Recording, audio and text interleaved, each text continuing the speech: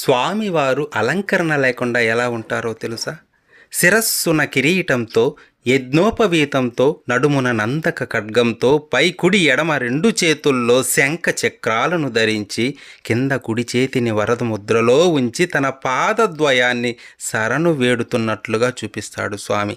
అలాగే క్రింది ఎడమ చేతిని నడుముపై ఉంచి కటిహస్తంతో మోకాళ్ళను చూపుతాడు స్వామి.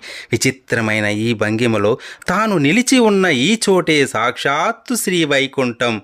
అంతేగాక నా ఈ పాదాలను శరణు వేడితే చాలు, ఎలాంటి వారికైనా సంసార సాగర సముత్తరణైక సేతో అన్నట్లు సేతువనై అగాధమైన సంసార సముద్రాన్ని మోకాళ్ళ బంటిగా చేసి సులువుగా దాటిస్తాను అంటూ కటిహస్తంతోనూ, మీ వరాలన్నిటినీ ఇస్తానంటూ వరదహస్తంతోనూ చూపుతూ ఒక సొంపైన భంగిమలో నిలిచి ఉంటాడు శ్రీనివాసుడు.